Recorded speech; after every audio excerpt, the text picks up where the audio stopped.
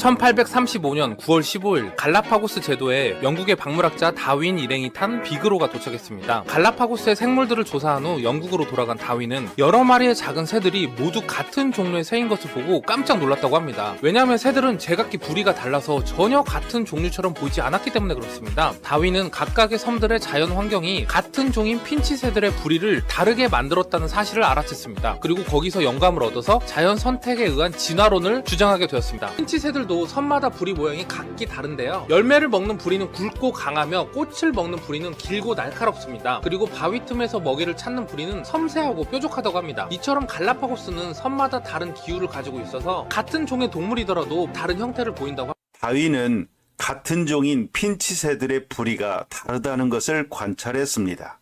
이것을 변이라고 하는데, 변이는 같은 종 또는 하나의 번식 집단 내에서 다양한 모양과 성질로 변화되는 것을 말합니다. 그리고 변이를 일으키는 요인으로는 우선적으로는 유전적인 요인이 있고 그 다음 환경적인 요인이 있는데, 이 환경 요인에 의한 변이는 유전이 되지 않습니다. 그렇기 때문에 변이는 유전적인 요인이 거의 절대적입니다. 그러나 유전학에 대해 전혀 알지 못했던 다윈은 핀치새의 변이를 관찰하고 자연 환경이 핀치새의 부리들을 다양하게 변화시켰다는 잘못된 해석을 하면서 자연 선택설을 주장합니다. 그리고 이런 잘못된 해석의 근거에서 모든 생명체들이 자연 환경에 따라 다양한 종으로 진화되었다고 주장을 하는데, 이것이 바로 진화론입니다. 그렇기 때문에 진화론은 처음부터 분명한 증거를 관찰하고 만들어진 이론이 아니었습니다. 여러분, 생명이 어떻게 시작되었을까요? 지금 바로 시작해보겠습니다. 먼저 45억 년 전에 지구로 여행해볼까요? 당시 지구는 매우 뜨겁고 화산 폭발과 번개가 자주 일어나는 곳이었습니다. 그런 불안한 환경 속에서 바다에는 기괴한 생명체가 등장했어요. 상상해볼까요? 최초 지구의 바다는 요리사가 마구잡이로 재료를 섞어놓은 대형 냄비와 같았습니다. 이 냄비 안에는 돌이나 철분, 공기 같은 여러 무기물이 들어있었습니다. 이 냄비 속에서 이런 간단한 분자들이 우연히 만나 합쳐지면서 마치 레고 블록처럼 점차 복잡한 구조물이 만들어지게 됐죠.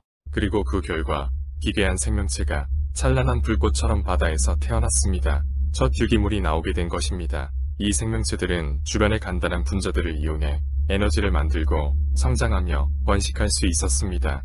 이렇게 생성된 첫 번째 생명체의 기본 구성 요소는 아미노산이었습니다. 아미노산을 조합해서 나중에는 단백질까지 만들 수 있게 되었죠. 그래서 RNA와 DNA 같은 유전자가 등장하게 됩니다. 그 다음으로 세포가 등장했습니다. 세포는 작은 방처럼 보호막을 만들어 생명체를 안전하게 보호해 주었습니다. 세포 안에서는 미토콘드리아 같은 작은 공장이 에너지를 생산하며 활동했습니다.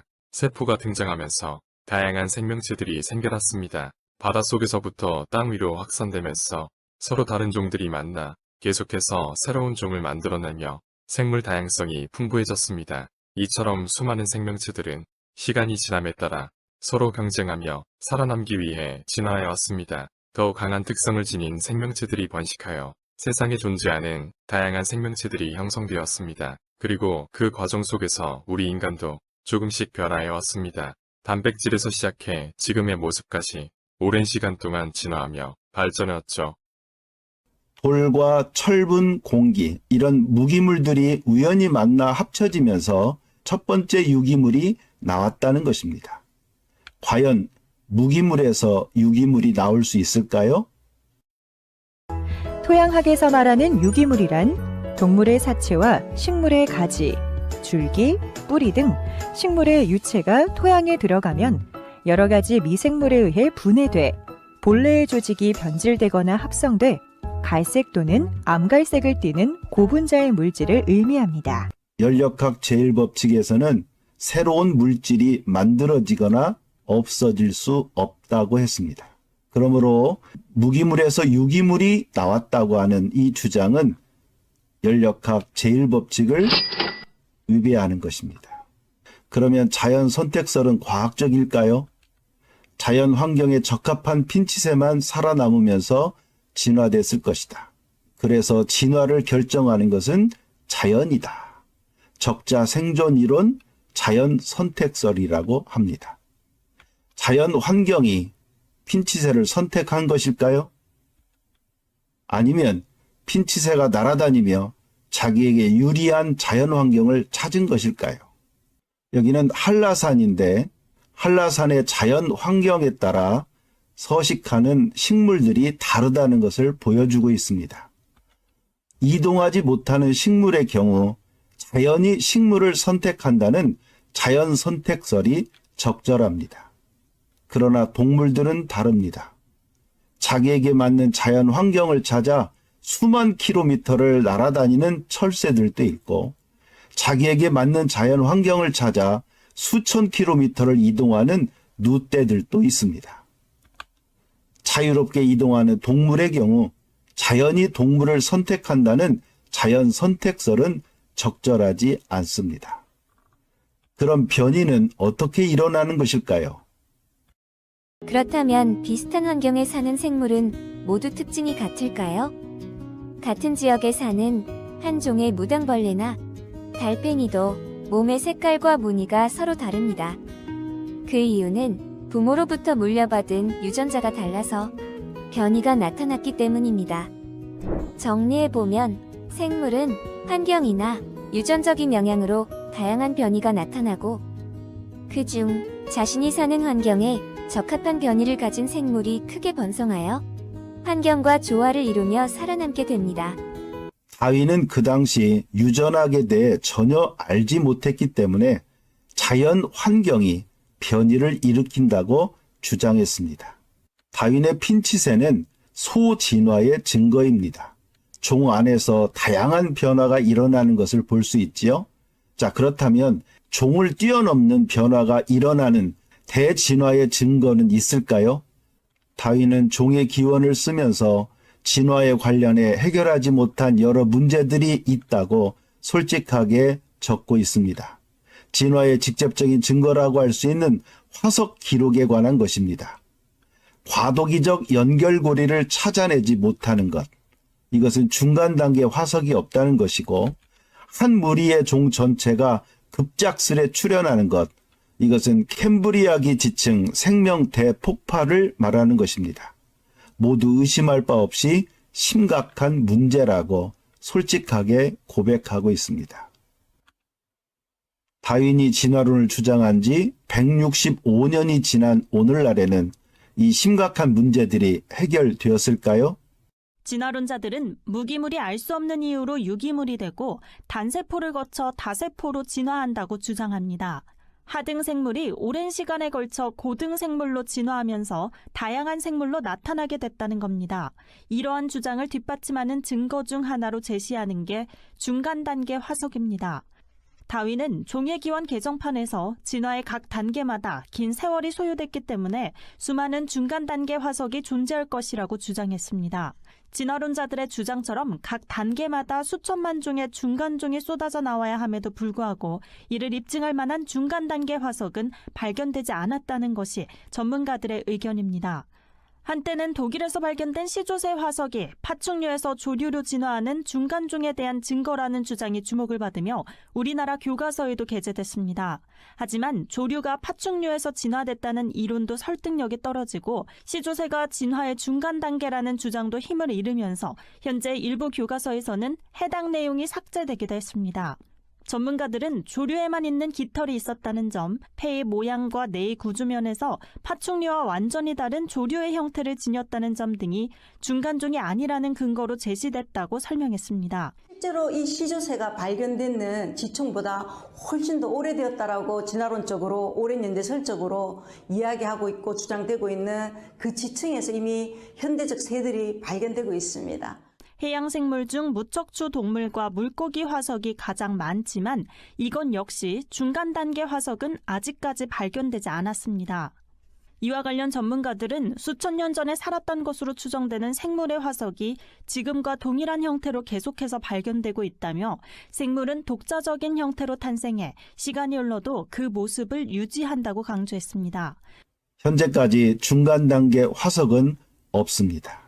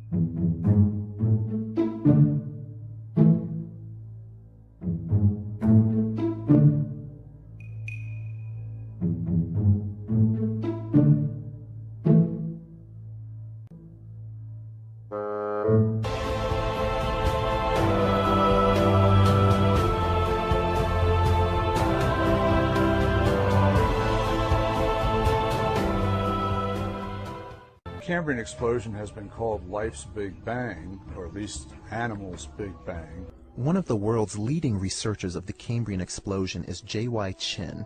According to Chin, the fossils he's found turn upside down Darwin's tree of life. Darwin's tree reverse concept very unexpectedly. Our research is convincing major phyla starting down below at beginning of Cambrian. Base is wide, gradually narrow, so this is almost turned on different way.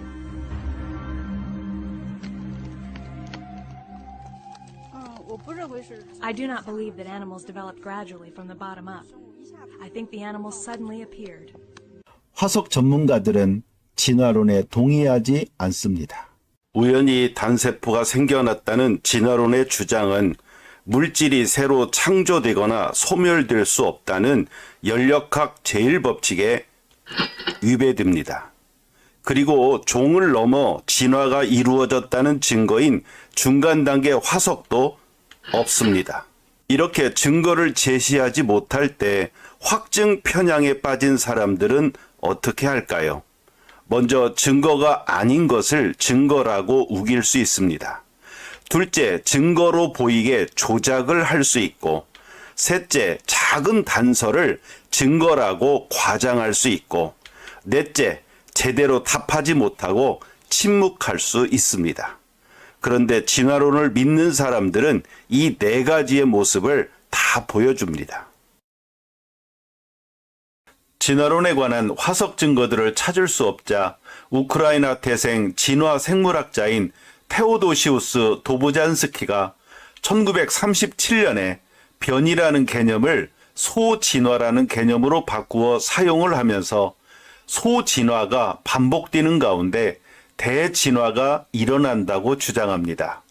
그 후로 진화론자들은 진화의 증거를 제시하라고 하면 종 안에서 나타나는 변이들에 대해 설명하면서 이것도 진화의 과정이다라고 주장하게 되었습니다. 그러나 이것은 다윈이 주장했던 종을 뛰어넘는 진화의 증거가 아니기 때문에 증거라고 우기는 행위일 뿐입니다. 인간과 침팬지는 유전적으로 99% 같다는 말을 많이 듣고 읽고 했을 것입니다. 1%밖에 차이가 안 난다고 하니 정말 인간과 침팬지는 공통조상을 가진 사촌쯤으로 여겨지는데요. 그러나 이 이야기는 이렇게 믿도록 의도된 내용이라는 것 알고 있나요? 2002년 아사오 후지야마 등 여러 일본 과학자들은 보노보노의 염기 서열을 해독했습니다. 언론들은 논문을 이용해 보노보노의 유전체와 사람의 유전체는 거의 동일하다, 98.7%가 같다고 요란하게 선전했습니다. 또한 2005년 침팬지 시퀀싱 및 분석 컨소시엄의 연구자들은 24억 개의 염기 서열을 분석해서 1.23% 차이 난다는 연구를 발표했습니다. 그러나 여기에는 일반인들이 잘 알 수 없는 사실이 들어있는데요. 아사오 후지야마의 이 연구를 로이 브리튼 등의 다른 연구진이 다시 살펴보았습니다. 위에 있는 서열이 사람의 서열이고 아래에 있는 서열이 침팬지의 서열이라고 합시다. 두 개의 서열에서 서로 다른 부분에 동그라미를 치겠습니다. 하나, 둘, 셋, 넷, 다섯, 여섯. 6군데의 다른 부분이 보입니다. 이 부분들이 사람과 침팬지의 유전자 차이가 나는 부분입니다. 하지만 아사오 후지야마의 연구에서는 파란색 동그라미가 있는 부분에 특별한 이름을 붙이고 이유를 대서 차이를 계산하는 것에 놓지 않았습니다. 오직 A 대신에 G가 있고 T 대신에 G가 보이지요. 이 부분을 돌연변이 된 것으로 여기고 이 부분만 DNA가 서로 다른 것으로 계산했습니다. 이것은 2005년 침팬지 시퀀싱 및 분석 컨소시엄의 연구에서도 같이 적용되는 문제인데요. 이 연구에서도 역시 돌연변이 되었다고 하는 부분만 계산한 것입니다. 로이 브리트는 인간과 침팬지 유전자 비교 연구를 다시 했습니다. 이번에는 아사오 후지야마 등의 연구에서 뺐던 삽입, 삭제 지역과 비정렬 지역을 포함해서 계산했더니 5% 차이 난다는 결과를 얻었습니다. 이것은 무려 1억 5천만 개의 DNA 염기쌍이 서로 다른 것입니다. 침팬지의 DNA 연구에서도 조작이 일어났습니다. 왜 이렇게 조작을 하는 것일까요? 그것은 증거가 없기 때문에 증거를 만들려고 하는 것입니다. 이상희 박사는 고인류학 국내 1호 박사입니다. 현재 캘리포니아 대학교 부학장으로 있는데 이분은 크리스찬입니다. 그러면서 진화론을 믿고 있습니다. 어떤 학생이랑 이야기를 하게 되었는데 한국 교회에서 목사님이 이제 진화론을 가르치는 사람은 사탄이니까 알려고도 들지 말고 배우려고도 들지 말고 그거 가르치는 교수 곁에도 가지 말라고 그랬다는 거예요. 저는 그 말을 듣고 굉장히 분노했어요. 그런 식의 잘못된 정보를 교인들에게 주입함으로써 자기의 권력을 확인하는 거예요. 저는 그렇게 느껴요. 저는 창조한 거 믿거든요. 그리고 진화했습니다. 적어도 목사가 이랬더라. 교단에서 뭐라고 그랬더라. 누가 그랬다더라. 거기서 자유해야 되지 않을까. 그리고 해답을 스스로 찾아야 되지 않을까. 인류학은 결과적으로 인류가 그렇게 특별한 종이 아니다. 네, 우리가 생각했던 식의 특별함은 아닌 거죠. 우리가 생각했던 식의 특별함은 하나님이 자기 형상, 곧 하나님의 형상대로 사람을 창조하시되 남자와 여자를 창조하셨다는 성경 구절을 말합니다. 아담과 하와지요. 그런데 아담과 하와가 없다는 것이죠. 이것이 바로 유신 진화론의 심각성입니다. 아담이 없습니다. 그러면 아담이 지었던 원죄도 없습니다. 그렇다면 예수님이 십자가에서 대속하신 그 은혜도 의미가 없습니다. 이 사람은 인간의 시초에 대해서 이렇게 설명합니다. 아르디피테쿠스 라미두스. 아르디는 그 지역 이름이고요. 라미두스는 거기 말로 뿔이라는 뜻이라고 합니다. 440만 년 전이니까 루시보다 100만 년이 높아요. 우리가 아까 얘기했던 500만 년에 굉장히 가깝잖아요. 발을 보세요. 엄지가 길어요. 아, 긴 거구나. 진짜 엄지가 벌어졌다. 근데 엄지가 이렇게 벌어지면 그렇죠. 동물이잖아요. 손처럼 생겼죠? 그거네. 유인원처럼 생겼죠? 저거 나무도 탈 수 있는 거 아니에요? 그렇죠. 그렇죠. 저기 딱 나뭇가지에 걸쳐있는 저 엄지발가락을 보세요. 왼쪽, 왼발. 우리 선조님이 누구예요? 알고 싶습니다. 아르디를 네, 아무래도 440만 년 전이고 500만 년 전이기 때문에 그 나무 타기를 겸비한 직립보행을 한 조상이 우리 인류 최초의 조상이라고 생각을 하고 있는 거죠. 이 사람은 아르디가 우리 공통 조상이라고 말을 합니다. 그러면 중간 단계 화석의 조건은 무엇일까요? 진화는 개인적인 개념이 아니라 집단적인 개념입니다. 그렇기 때문에 한 개체에서 일어나는 변화는 소용이 없습니다. 그리고 그 변화가 후손으로 전해지기만 해서 진화가 일어나는 것은 아닙니다. 후손으로 전해진 변화의 빈도수에 차이가 있어야 합니다. 빈도수가 늘어나거나 빈도수가 줄어들어야 합니다. 그것이 진화입니다. 한 개체의 변화는 소용이 없다. 여러분 이 내용을 기억해 두세요. 아르디가 진화의 한 과정이었다면 이 사람 말에 의하면 아르디는 집단적으로 발견이 되었고 위아래로 유전이 되어야 맞습니다. 그러면 이 이상희 고인류학 박사는 아르디 화석 몇 개를 가지고 연구했을까요? 그러면 선생님, 지금 발가락뼈 그 발견된 것 때문에 저희 지금 저렇게 생각하는 거잖아요. 네. 그러면 한 구 정도 더 발견된 게 있었나요? 아니면 그거 하나, 아르디 하나 가지고 저렇게 지금 가설을 하는 거예요? 일단은 그렇죠. 그 사람은 발가락이 골절된 걸 수도 있잖아요. 골절된 걸 수도 있잖아요. 너무 많이 올려낸 것 같은데. 하나 가지고 그렇게 알기에 너무 그렇죠. 그런 거야. 하긴 한 맞아. 두 구 정도가 맞아. 그러면 그렇죠. 믿겠는데. 이런 거 경우에는 이렇게 해서 가설이 제시된 다음에 계속 검증해 나가는 과정이 바로 고인류학. 아르디 화석 하나를 가지고 인류의 조상이라고 주장했던 이상희 박사의 주장은 부분적 결과나 우연한 사례를 성급하게 일반화하는 성급한 일반화의 오류라고 할 수 있습니다. The scientific method must be observable and repeatable. So could you give me one piece of observable evidence for Darwinian evolution? Okay, I would point to, as one great example is look at the genetics of the stickleback. What do they become? They're various species of sticklebacks. They stayed as fish. Well, of course. Not adaptation or speciation, but a change of kinds. These are changes of kinds. They're still fish. They're distinctly different fish. For instance, I would say look at Lenski's experiments with bacteria then. So what do the bacteria become? The bacteria are still bacteria, of course. So that's not Darwinian evolution. What do the bacteria become? A new kind of bacterium. So it's still bacteria. There's no change of kinds. Could you give me one instance? Yes, we have an example from a group of birds called Darwin's finches. What do the finches become? They become genetically new and anatomically new, recognizably different species. So they're still finches?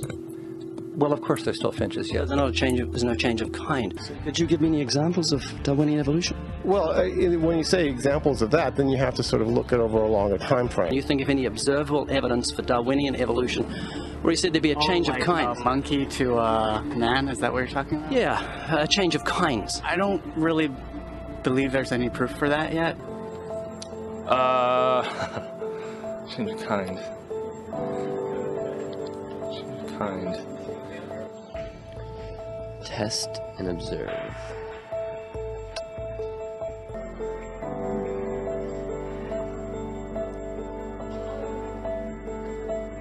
Okay, I gotta think about it. So you want the evidence of it?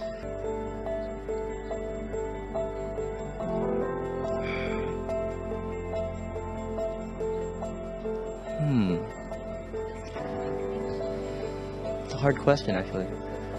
You're trusting the biology majors and the biology professors know what they're talking about, and they can't even give me evidence of a change of kinds.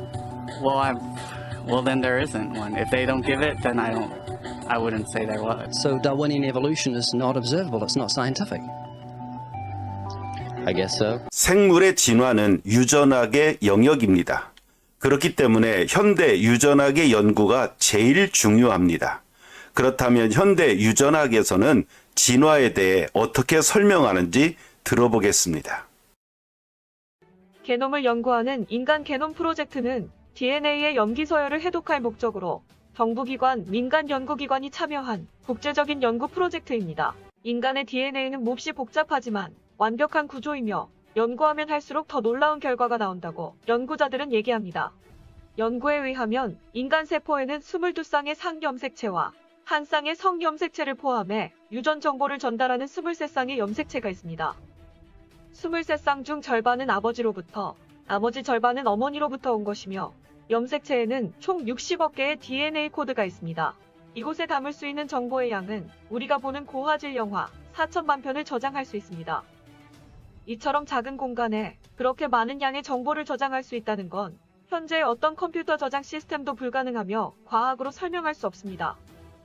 그리고 이 60억 개의 DNA 코드는 여러 개의 조합으로 인체를 제어해 다양한 복잡한 기능을 수행합니다. 때문에 우리 인간의 세포는 수정란부터 시작돼 끊임없이 복제되고 분화되고 있는 겁니다. 세포는 분화 단계에 들어가면 인체 내에서 적혈구, 백혈구 등 다양한 세포와 조직을 형성합니다. 생물학자들은 인간 배아의 발달 과정에서 다양한 조직과 기관이 여러 단계로 발전한다는 사실도 발견했는데 이 모든 것은 DNA 코드에 의해 정확하게 제어됩니다. DNA에는 선천적으로 강력한 자가보수 시스템이 있습니다. 만약 DNA가 손상되거나 복제 오류가 발생할 경우 수정, 절제, 재조합으로 스스로 복구할 수 있는 것이죠. 이러한 초정밀 자가보수 시스템은 생물학적 유전 정보의 안정성을 크게 보장하기 때문에 진화론에서 설명하는 유전적 변이가 발생해 DNA가 변화될 수 있다는 주장은 가능성이 전혀 없다고 과학자들은 주장합니다. 유전학의 관점에서 염색체가 다음 세대에 전달하는 과정에서 한 개 또는 반 개가 더하거나 빠질 경우 매우 심각한 결과를 초래하게 됩니다. 다운 증후군이 좋은 예인데 이 환자는 21번 염색체가 추가로 하나 더 있어 몸에 총 47개의 염색체가 있습니다. 의학 연구에 따르면 다운 증후군 환자는 일반 사람보다 선천성 질환을 앓을 가능성이 더 높습니다. 따라서 만약 돌연 변이로 인해 염색체를 추가 획득했거나 또는 손실된 원숭이는 면역 반응이 취약할 수밖에 없습니다. 때문에 염색체 돌연 변이로 인한 원숭이의 인간 진화는 사실상 불가능하며 만약 그랬다면 외래 질병으로 전체 개체군이 이미 다 사라졌을 겁니다. 실제로 하이브리드 동물을 만드는 것은 상당히 어려운 일입니다. 특히 서로 다른 종 사이의 자연 임신으로 하이브리드 생물이 태어나는 것은 생물학적으로 거의 불가능하다고 말할 수 있죠. 이종 교배가 어려운 첫 번째 이유는 정자 끝부분에 종특이성 분자가 있기 때문입니다. 그리고 난자에는 자신과 같은 종의 정자에만 꼭 맞는 수용체가 있죠. 종특이성 분자가 수용체에 결합했을 때만 정자가 난자 안으로 침투할 수 있습니다. 그렇기 때문에 다른 종의 정자는 수정이 어려운 것이죠. 그리고 운 좋게 다른 종의 정자와 난자가 결합했다 해도 유전자의 구성이 서로 다르기 때문에 대부분 유산되어 버리죠. 이러한 작용들에 의해 사실상 다른 종 간의 자연적인 임신은 불가능에 가깝습니다. 그런데 진화적으로 가까운 종들 사이에서는 가끔 교배가 이루어집니다. 수컷 사자와 암컷 호랑이 사이에 태어난 라이거, 암컷 말과 수컷 당나귀 사이에 태어난 노새 등이 그 증거죠. 하지만 이렇게 태어난 라이거와 노새에게는 치명적인 결함이 존재합니다. 염색체가 홀수계라 정상적인 생식세포를 만들 수 없는 것이죠. 즉, 자손을 가질 수 없는 불임 상태라는 것입니다. 현대 유전학에서는 DNA의 완벽한 구조 때문에 진화의 가능성은 전혀 없다는 것이 결론입니다. 그러므로 단세포에서 시작된 생명체가 종을 넘어 다른 종으로 진화되었을 것이라는 다윈의 진화론은 입증 불가능한 가짜입니다.